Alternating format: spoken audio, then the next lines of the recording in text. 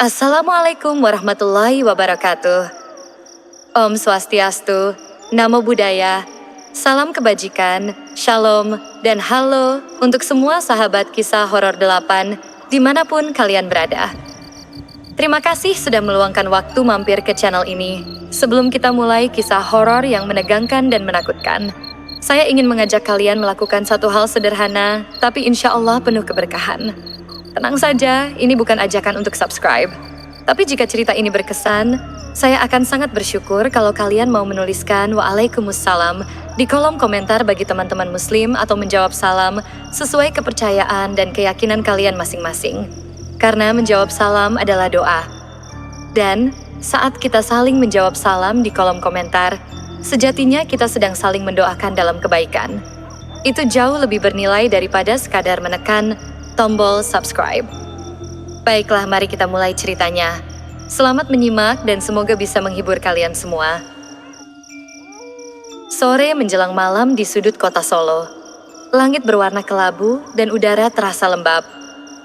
Di pinggiran gang sempit yang hanya muat satu sepeda motor melintas, berdirilah sebuah warung tua bernama Bakso Pak Darmin. Warung itu tidak mencolok. Hanya sebuah bangunan semi-permanen dari papan kayu, beratap seng yang mulai berkarat, dan diterangi lampu bohlam kekuningan yang bergoyang pelan diterpa angin. Spanduk merah bertuliskan, Bakso asli Solo Pak Darmin sejak 1998, menggantung miring, warnanya sudah pudar dan robek di beberapa sisi. Namun jangan tertipu oleh penampilannya. Setiap hari warung itu tidak pernah sepi. Bahkan saat hujan deras mengguyur kota, pelanggan tetap rela mengantri di bawah payung. Katanya, bakso Pak Darmin punya rasa yang tak bisa ditemukan di tempat lain. Gurihnya dalam, dagingnya padat dan kenyal, dan kuahnya memiliki aroma khas yang membangkitkan selera. Beberapa orang bahkan bilang, sekali coba, bikin ketagihan. Yadi, seorang pemuda yatim dari desa sebelah, baru 2 minggu bekerja di warung itu sebagai pembantu cuci piring. Ia tak pernah mengeluh, meski harus pulang larut dan kadang tidur di lantai belakang warung. Pak Darmin tidak banyak bicara padanya, tapi selalu memberi makan cukup dan sesekali menyelipkan uang lebih. Namun, satu hal yang membuat Yadi penasaran adalah mangkok keempat. Setiap malam sekitar pukul 8, saat pesanan pelanggan mulai berkurang, Pak Darmin selalu mengambil satu mangkok bersih, mengisinya dengan 2 butir bakso besar, bihun dan kuah yang ia buat sendiri dari panci besi besar yang tak pernah kering. Mangkok itu tidak pernah dibawa ke meja pelanggan. Pak Darmin selalu menaruhnya di pojok dapur. Di atas meja kecil berlapis kain putih yang tampak agak kuno. Ia kemudian menyalakan sebatang dupa kecil di samping mangkok itu. Aromanya menyengat dan agak amis, berbeda dari wangi biasa dupa sembayang. Pernah satu malam Yadi bertanya pelan, "Pak, itu buat siapa?" Pak Darmin hanya menjawab sambil tetap menunduk, "Untuk tamu malam, jangan disentuh." Jawaban itu cukup membuat Yadi diam. Tapi rasa penasaran anak muda tak mudah padam. Hingga malam itu tiba. Pak Darmin pamit sebentar ke masjid untuk salat Isya. Hujan baru saja reda, menyisakan tanah becek dan suara tetesan air dari genting. Yadi yang sedang membersihkan dapur melihat mangkok keempat seperti biasa telah disiapkan. Bakso masih mengepul. Uapnya menari-nari di udara. Tak ada siapa-siapa, pelanggan sudah pulang, warung sepi. Sedikit aja, cuma kuahnya. Gumam Yadi merasa tak ada salahnya mencoba. Ia mengambil sendok kecil dari rak dan mencicipi sesendok kuah dari mangkok itu. Hangat, gurih, tapi pahit, seperti darah yang menggenang di lidah. Tiba-tiba lampu dapur berkedip, suara denting sendok jatuh ke lantai. Yadi menoleh, dapur tetap sepi, tapi hawa ruangan berubah. Angin dingin berhembus dari arah belakang, jantungnya berdegup lebih cepat. Lalu terdengar suara kres, kres. Seperti langkah kaki yang menyeret sesuatu di lantai kayu. Yadi gemetar. Ia mundur pelan, tapi pandangannya terpaku pada sudut dapur yang gelap. Sesosok bayangan muncul. Perlahan-lahan, tinggi, kurus, berkulit legam seperti arang terbakar. Matanya kosong. Mulutnya menyeringai lebar memperlihatkan gigi menghitam. Makhluk itu menatap Yadi. tanpa berkedip, lalu mendesis, "Bukan bagianmu." Yadi menjerit. Ia jatuh terduduk dan merangkak keluar dapur. Nafasnya terengah. Tapi saat ia keluar ke area warung, tak ada siapa-siapa. Bahkan, udara terasa hangat kembali, sunyi. Namun di meja pelanggan paling pojok, seseorang duduk diam. Seorang lelaki tua dengan wajah hangus, mengenakan jaket kulit hitam lusuh. Ia menatap Yadi dengan senyum kecil yang sangat dingin. Yadi terpaku. Matanya ingin berpaling, tapi tubuhnya kaku. "Darahmu harum," bisik lelaki itu pelan. Yadi pingsan malam itu jatuh tepat di depan panci kuah. Dan keesokan paginya, ia terbangun di lantai dapur, sendirian. Pak Darmin menyambutnya dengan senyum seperti biasa. "Sudah kubilang, jangan sentuh mangkok itu," katanya dengan nada datar, lalu berbalik mengaduk kuah di panci besar. Aroma rempah kembali menguar, samar. Dan di antara itu, ada aroma logam, seperti bau besi atau darah. Tentu. Berikut adalah versi bab 2. Tulang di dasar panci yang lebih panjang dan mendalam memperluas ketegangan psikologis Yadi, misteri pesugihan, dan suasana horor yang mengendap. Setelah malam itu, Yadi berubah. Tubuhnya memang masih bekerja di warung, tapi pikirannya seperti berada di tempat lain. Ia sering terdiam lama di sudut dapur, memandangi uap panci besar dengan pandangan kosong. Tangannya tak jarang gemetar saat mencuci piring, dan beberapa kali ia tanpa sadar menggosok jemarinya sendiri, sampai berdarah seolah ingin memastikan dirinya masih hidup. Sejak mencicipi kuah dari mangkok keempat, Yadi merasa warung itu menyimpan sesuatu yang lebih dari sekadar rahasia resep. Warung bakso Pak Darmin semakin ramai. Hari-hari biasa mulai seperti akhir pekan. Pelanggan datang dari luar kota, bahkan dari luar provinsi. Beberapa dari mereka tampak aneh. Wajah datar, mata kosong, tapi makan dengan lahap. Mereka tidak pernah berbicara. Setelah makan, mereka pergi diam-diam meninggalkan amplop putih tebal di meja. Yadi pernah diam-diam membukanya. Isinya uang. Banyak. Puluhan lembar 100 ribuan terlipat rapi dan berbau amis. Yadi semakin gelisah. Namun semua keraguan meledak pada malam itu. Warung baru saja tutup. Hujan rintik-rintik turun seperti biasanya, membuat atap seng bernyanyi dengan suara samar. Pak Darmin tergesa-gesa meninggalkan warung karena ditelepon seseorang pria tua itu jarang sekali meninggalkan panci dalam keadaan masih berisi. Tapi malam itu dia hanya berkata singkat, "Jangan sentuh panci, jangan dekati mangkok keempat, tutup pintu." Yadi mengangguk. Tapi dalam hatinya, pertanyaan yang selama ini ditekan perlahan naik ke permukaan. Saat warung benar-benar sepi dan sunyi, Yadi memberanikan diri mendekati panci kuah besar di tengah dapur. Uapnya masih mengepul. Aroma sedapnya menguar, menggoda, tapi juga membawa rasa mual yang sulit dijelaskan. Dengan hati-hati, Yadi mengambil sendok berlubang dari gantungan. Ia mengaduk perlahan dari atas, kemudian semakin ke bawah dan semakin dalam. Tiba-tiba sendoknya menyentuh sesuatu. Keras, tapi bukan tulang sapi. Yadi mengerutkan kening. Ia menyendok benda itu dan mengangkatnya. Sebuah tulang jari. Kecil, putih kekuningan, dan di ujungnya masih menempel kuku manusia. Tak ragu lagi. Yadi terdiam lama. Dunia seperti berhenti. Denting air hujan menghilang. Udara terasa berat, menekan dadanya. Ia menatap tulang itu seperti menatap kebenaran yang selama ini tak berani ia akui.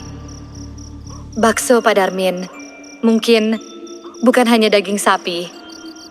Tangannya gemetar hebat saat meletakkan sendok itu di meja. Ia mundur pelan, tapi tepat saat ia berbalik. Seseorang berdiri di belakangnya. Sosok tinggi kurus, kulitnya hitam seperti arang, matanya kosong. Rambutnya seperti sisa-sisa jerami terbakar. Wajahnya melepuh dan berbau daging gosong. Makhluk itu hanya berdiri, tidak berkata apa-apa. Namun Yadi mendengar suaranya langsung di kepalanya. "Dagingku, kau makan." Tiba-tiba lampu mati, dapur gelap gulita. Yadi ingin lari, tapi kakinya seperti tertancap di lantai. Ia berteriak, tapi tidak ada suara yang keluar.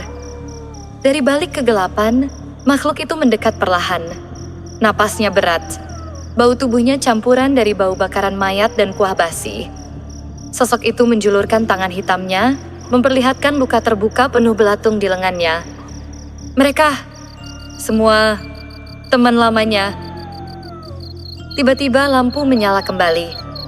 Dapur kosong. Sendok jatuh ke lantai dengan suara nyaring. Tulang itu sudah tidak ada. Yadi terduduk, dadanya naik turun, kepalanya berdenyut. Beberapa menit kemudian, ia berdiri lemas dan melangkah keluar, ingin menghirup udara. Tapi di dinding luar warung, matanya tertumbuk pada sebuah bingkai foto yang baru digantung. Foto 4 pemuda muda, tertawa riang di depan warung bakso. Semuanya tampak bahagia. Tapi Yadi mengenali satu wajah. Wajah sosok yang ia lihat malam itu lelaki hangus di meja pojok. Foto itu bertuliskan, "Warung perdana bersama sahabat-sahabatku. Airete to lairete to nucuan bade." Dan di bawahnya, Darmin. Yadi menelusuri wajah keempat orang itu satu persatu. Tapi ia hanya mengenal satu, Pak Darmin. Di mana 3 orang lainnya sekarang? Saat ia menatap lebih lama, wajah-wajah dalam foto itu berubah. Senyuman mereka menghilang. Mata mereka menatap lurus ke arah Yadi, seolah minta tolong. Atau mungkin seolah menuduh. Angin malam bertiup lembut, tapi ada suara samar di telinganya. "Kau sudah tahu? Sekarang kau bagian dari mereka." Tiba-tiba sebuah tangan menyentuh bahunya dari belakang. Yadi menoleh dengan kaget. "Pak Darmin." Ia berdiri tenang dengan senyum kecil di bibir. Mata tuanya menatap dalam dan kata-katanya keluar perlahan. "Masih penasaran, Yadi? Malam ini, aku akan tunjukkan segalanya. Tapi kau harus tahu, yang sudah melihat tak bisa kembali jadi buta." Yadi ingin menolak, tapi mulutnya tak sanggup berbicara. Langkah kakinya mengikuti Pak Darmin masuk ke dalam warung, meninggalkan suara malam di luar, menuju sesuatu yang selama ini tersembunyi di balik uap kuah dan aroma rempah sumber kelezatan yang dicapai dengan tumbal. Malam turun dengan sunyi yang tak wajar. Langit mendung menutup bulan, membuat jalanan desa sepi itu terlihat seperti lorong menuju dunia lain. Lampu-lampu jalan berkedip pelan, seperti enggan menerangi perjalanan Yadi dan Pak Darmin. Mereka berdua naik motor tua butut milik Pak Darmin. Yadi duduk di belakang, tanpa suara, hanya menggenggam erat ujung jok. Perasaan campur aduk mengguncangnya. Takut, penasaran, jijik, tapi ada bagian kecil dalam dirinya yang ingin tahu apa sebenarnya rahasia kesuksesan warung itu. Motor itu menembus jalan-jalan sempit pedalaman, menuruni lereng yang semakin gelap dan sunyi. Setelah hampir 1 jam berkendara, mereka tiba di sebuah jalan tanah yang tertutup ilalang. Pak Darmin berhenti di depan gerbang bambu kecil yang hampir roboh. Tanpa berkata apa-apa, ia turun dan mendorong gerbang itu perlahan. Kayu tua itu berderit, seolah menyambut mereka dengan keluhan pelan. Di balik gerbang, ada jalan setapak menuju sebuah bangunan reot seperti lumbung tua atapnya sudah miring, dindingnya ditumbuhi lumut, dan dari dalamnya tercium bau menyengat, bau darah dan dupa terbakar. "Ini dapur kedua," kata Pak Darmin lirih. Yadi menelan ludah. "Dapur kedua?" Pak Darmin tak menjawab. Ia melangkah masuk. Yadi mengikutinya, dan begitu memasuki bangunan itu, dunia seakan berubah. Udara di dalam ruangan jauh lebih dingin daripada luar. Di tengah ruangan ada panci raksasa jauh lebih besar dari yang ada di warung. Tapi tak ada kompor, tak ada kayu bakar. Anehnya, panci itu mendidih sendiri. Yadi mengerutkan dahi. "Kok bisa?" Pak Darmin menyentuh sisi panci. Tangannya tak melepuh. "Ini bukan api dunia, Di. Ini api dari perjanjian." Lalu, dari pojok ruangan, muncullah sebuah patung aneh makhluk berkepala kerbau dengan mata merah menyala, tubuhnya seperti manusia, tapi cakar panjang mencengkeram semacam timbangan tua. Di timbangan itu, di satu sisi ada tulang manusia kecil dan di sisi lainnya ada sekantung uang kertas merah. Yadi melangkah mundur. "Apa ini?" Pak Darmin menatapnya dalam. Matanya tajam, seperti orang yang sudah melewati batas kewarasan. "Ini juru masak sesungguhnya, Di. Dialah yang memberiku rasa. Dialah yang memberiku ramai. Tapi ada harga. Ia menunduk sejenak lalu menunjuk panci raksasa. Setiap malam Jumat, ia minta bahan. Kalau tidak, dia ambil sendiri. Yadi merasa perutnya mual. Bahan? Maksudnya? Pak Darmin mengangguk. Manusia, tapi bukan sembarang. Harus yang pernah makan mangkok keempat. Itu tandanya dia terpilih. Yadi tercekat. Ia ingat. Malam itu, dia mencicipi mangkok keempat. Napasnya tercekat, lututnya gemetar. Jadi, saya bakal jadi... Belum, potong Pak Darmin. Belum, Ki. Kalau kamu mau teruskan. Ia mengeluarkan sebuah kain putih dari dalam tas lusuhnya, lalu menggelarnya di lantai. Di atasnya, ia letakkan seikat rambut, sepotong kuku, dan foto Yadi. Kalau kamu mau meneruskan warung, semua kekayaan ini akan jadi milikmu. Aku sudah tua, waktuku hampir habis. Tapi syaratnya, Yadi melangkah mundur. Apa syaratnya? Pak Darmin menghela napas. Kau harus kasih tumbal pertamamu malam ini, sebelum matahari terbit. Kalau tidak, panci akan ambil sendiri. Dan kali ini, dia sudah menandaimu. Yadi terpaku. Matanya menatap isi panci mendidih itu. Di permukaannya, ia melihat bayangan wajahnya sendiri, tapi pucat, berdarah, dan menangis. Siapa tumbalnya? Tanya Yadi dengan suara gemetar. Pak Darmin menatapnya dengan raut serius. Orang yang paling kau percayai. Seseorang yang kamu pikir tak akan pernah kau khianati. Yadi tercekat. Dalam benaknya, hanya satu nama yang muncul. Wulan. Gadis yang selalu percaya padanya, teman kecilnya, orang yang dulu pernah ia janjikan akan dinikahi setelah sukses membuka usaha sendiri. Tak mungkin, gumam Yadi. Saya nggak bisa. Pak Darmin mendekat. Kalau kamu tak sanggup, kau akan gantikan dia di panci. Lusa, warung tak akan lagi ada. Kau akan hilang, tak dikenang, seperti 3 temanku dulu. Ia menunjuk ke arah dinding. Di sana, Yadi melihat 3 topi karyawan tergantung. Di bawahnya, tergantung 3 foto berdebu. 3 pemuda, tersenyum, tapi matanya kosong. Yadi tahu, itu sahabat-sahabat lama Pak Darmin, yang sekarang tinggal nama. Dan mungkin dagingnya sudah lama menjadi bakso. Pak Darmin menyerahkan sebilah pisau kecil pada Yadi. Malam masih panjang, pikirkan baik-baik. Lalu ia pergi ke sudut ruangan, duduk bersila di depan patung kepala kerbau, dan mulai melantunkan mantra dalam bahasa Jawa kuno. Yadi berdiri sendirian di depan panci mendidih. Di tangannya, pisau berkilat. Di kepalanya, suara-suara saling bertabrakan. Suara Wulan yang lembut, suara pelanggan warung yang memuji bakso, dan suara berat dari dalam panci. Satu jiwa, untuk satu rasa. Ia harus memilih. Menjadi penikmat sukses atau menjadi bahan sukses itu sendiri. Udara di dalam lumbung tua itu semakin pekat, bagaikan menghisap setiap helaan napas Yadi sampai nyaris habis.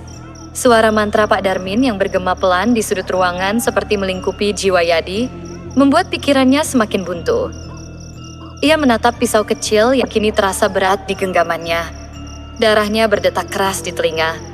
Bayangan Wulan muncul di benaknya wajahnya yang cerah, senyum yang selalu tulus, suara lembut yang dulu menguatkannya saat ia jatuh. Tidak boleh, desa Yadi, hampir berbisik. Namun pikiran gelap terus menghantui. Satu jiwa untuk satu rasa. Itu janji yang harus ditepati, atau panci itu sendiri yang akan mengambil nyawanya. Pak Darmin tiba-tiba berdiri, matanya berkilat tajam. Keputusanmu menentukan segalanya, Yadi. Jangan pikirkan diri sendiri. Pikirkan warung ini, masa depanmu. Semua ini bisa jadi milikmu. Yadi menggigit bibir. Apa artinya punya segalanya kalau harus kehilangan hati dan nurani? Di luar, hujan deras mulai membasahi tanah, menciptakan suara ritmis yang kontras dengan keheningan kelam di dalam lumbung. Sesekali petir menyambar, menerangi ruangan dengan kilatan putih tajam. Yadi menunduk, melihat pisau di tangannya. Tangan kanannya gemetar hebat. Kalau aku lakukan ini, aku akan menjadi seperti Pak Darmin. Seperti mereka yang hilang itu. Ia melihat 3 foto di dinding. Wajah-wajah sahabat Pak Darmin yang dulu ceria kini berubah menjadi penuh penderitaan.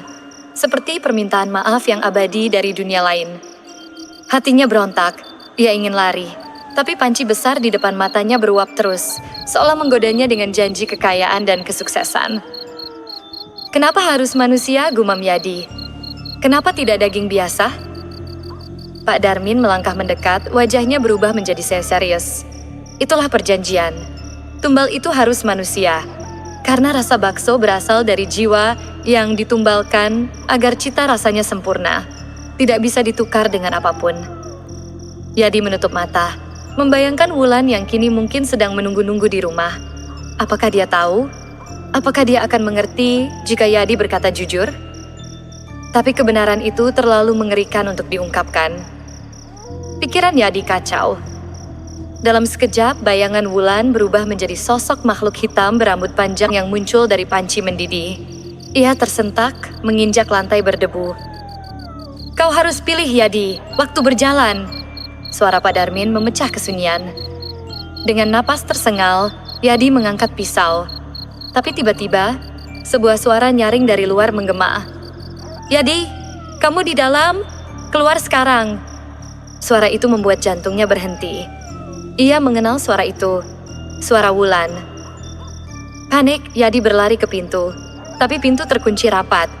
Ia menarik-narik gagang pintu, berteriak memanggil Wulan. Namun hanya gema kosong yang membalasnya. Aku tidak bisa membiarkanmu masuk, kata Pak Darmin dengan suara dingin. Ini bukan tempat untuk dia. Yadi meronta-ronta. Biarkan dia masuk. Dia tidak tahu apa-apa. Pak Darmin tertawa pelan, tapi tawanya mengandung hawa dingin seperti kematian. Dia harus tahu. Semua orang harus tahu, tapi bukan sekarang. Hujan makin deras. Yadi duduk lemas di sudut ruangan. Ia merasa seperti terjebak dalam mimpi buruk tanpa jalan keluar. Tiba-tiba, tanah di bawah panci bergetar. Uap dari panci membentuk bayangan samar yang makin lama makin nyata. Sosok itu menatap Yadi dengan mata merah menyala. Pilih aku atau mereka. Yadi menatap panci mendidih, lalu bayangan wajah Wulan muncul di permukaan air. Air mendidih itu mulai berubah warna, menjadi merah darah. Air itu seolah berkata, tumbal ini harus datang. Hati Yadi remuk, tapi di saat yang sama, nalurinya menyala. Ia mengambil langkah maju. Aku tidak akan membiarkanmu mengambil Wulan. Pak Darmin menatap tajam. Apa maksudmu? Yadi mengangkat pisau kecil itu, namun kali ini bukan untuk menyerang. Ia memukulkan pisau itu ke sisi panci dengan keras. Bunyi denting tajam memecah ruang. Aku akan mencari cara lain, tegas Yadi. Aku tidak mau mengorbankan manusia. Aku tidak mau menjadi bagian dari kutukan ini. Pak Darmin menatap Yadi dengan wajah campur aduk, kaget, kecewa, dan mungkin sedikit hormat. Jika begitu, kamu sudah memilih jalanmu sendiri, katanya pelan. Tiba-tiba lantai lumbung bergetar hebat, dinding berdecit, suara seram bergema dari panci besar. Sosok bayangan kepala kerbau muncul lagi, tapi kali ini jauh lebih besar dan menakutkan. Matanya merah menyala seperti bara api. Perjanjian harus ditepati, suara gemuruh keluar dari sosok itu. Yadi berlari ke pintu dan mencoba membukanya, tapi gerbang bambu di luar mengunci sendiri. Ia terperangkap. Dalam kepanikan, Yadi menatap ke arah sudut ruangan, tempat di mana sebuah buku tua tergeletak. Dengan tangan gemetar, ia mengambilnya. Buku itu berisi mantra-mantra dan catatan tentang pesugihan, tumbal, dan perjanjian kuno. Malam itu, Yadi memutuskan untuk melawan. Ia mulai membaca mantra dari buku itu dengan suara keras, meski awalnya terbata-bata. Udara di dalam lumbung berubah, bayangan di panci berontak, suara gemuruh semakin keras. Namun Yadi tak berhenti. Ia merapal kalimat demi kalimat, berusaha memutuskan ikatan pesugihan itu. Tiba-tiba panci meledak dengan suara gemuruh dahsyat. Air kuah mendidih tumpah ke lantai, menyiramkan bau amis dan darah. Sosok makhluk kepala kerbau melengking dan menghilang ke kegelapan. Lumbung itu berguncang hebat, tapi kemudian hening. Pak Darmin tergeletak di lantai, Wajahnya lemas tapi tersenyum. "Kau kuat, Yadi," katanya pelan. Pintu terbuka sendiri, membebaskan Yadi keluar ke malam yang basah. Yadi keluar dengan napas tersengal, tapi hatinya berat. Ia tahu perjuangan belum selesai. Ia harus mencari Wulan, memberitahu semuanya, dan bersama-sama mencari cara untuk menutup kutukan itu selamanya. Malam menyelimuti desa dengan kabut tipis yang menebal di antara pepohonan. Angin dingin menusuk tulang, membelai kulit Yadi yang kini basah oleh keringat dingin. Di tangannya, ia menggenggam erat keris tua yang diberikan Pak Darmin, seolah itu satu-satunya harapan. Wulan berdiri di sampingnya, wajahnya pucat tapi matanya penuh tekad. Mereka berdua tahu bahwa malam ini adalah malam terakhir mereka berhadapan dengan kutukan itu. Pak Darmin berjalan di depan mereka. Tubuhnya yang renta terlihat lunglai tapi matanya masih berkilat penuh semangat. "Kalian harus yakin, kutukan ini kuat tapi cinta dan keberanian lebih kuat." Langkah mereka berat memasuki lumbung tua. Aroma darah kering dan dupa terbakar menyambut mereka. Dari panci besar yang masih mendidih samar-samar muncul asap berwarna merah pekat yang berputar membentuk wajah mengerikan kepala kerbau. Suara gemuruh memenuhi ruangan. Makhluk itu muncul secara perlahan, berdiri dengan tinggi mengintimidasi. "Kalian datang untuk menantangku?" Suara bergemuruh seperti gemuruh badai. "Berikan aku jiwa baru, atau hancurkan dirimu sendiri." Yadi mengangkat keris, tangan gemetar tapi hatinya membara. "Aku menolak untuk jadi bagian dari kutukan ini. Aku datang untuk memutus rantai ini." Makhluk itu menggeram, melompat ke depan dengan cakar yang siap mencabik. Wulan mengangkat tangan, membacakan mantra dari buku tua dengan suara lantang dan mantap, sementara Yadi berdiri di belakangnya, memegang keris dengan sekuat tenaga. Asap merah berputar semakin kencang, membentuk lingkaran energi yang membuat lantai bergetar. Pak Darmin mengusapkan dupa ke segala arah, menciptakan lingkaran pelindung di sekeliling mereka. Pertarungan itu bukan hanya fisik, tapi juga pertarungan batin. Yadi merasakan gelombang kegelapan mencoba merasuk ke dalam jiwanya, menggoda dengan janji kekayaan dan kekuasaan. Tapi Wulan berdiri kokoh, tangannya tak lepas dari buku mantra. "Kau bukan penguasa kami punya hak untuk bebas." Dengan teriakan keras, Yadi menikam keris ke arah pusat asap merah itu. Ledakan energi menyebar ke seluruh ruangan, menyapu makhluk itu seperti angin topan. Sorak-sorai kegelapan pecah, dan satu persatu bayangan makhluk gaib itu menghilang. Lumbung menjadi sunyi. Udara kembali segar, bau amis darah hilang digantikan aroma harum dedaunan basah. Pak Darmin terjatuh, namun senyum lega terpancar di wajahnya. "Kalian berhasil, anak muda." Yadi dan Wulan saling berpegangan tangan. Tubuh mereka lelah tapi hati mereka ringan. Mereka tahu, perang belum benar-benar usai, tapi malam ini mereka telah memenangkan babak penting. Keesokan harinya, warung bakso Solo kembali buka. Kali ini tanpa kuah darah, tanpa tumbal. Rasanya tetap lezat, karena dibuat dengan hati dan kejujuran. Pelanggan berdatangan, dan mereka semua merasakan sesuatu yang berbeda. Kehangatan yang tulus dalam setiap mangkuk bakso. Yadi menatap Wulan. "Kita membuktikan, tidak perlu berkorban jiwa untuk jadi sukses." Wulan tersenyum. "Benar, Di. Sukses yang dibangun dengan pengorbanan jiwa orang lain bukanlah sukses sebenarnya.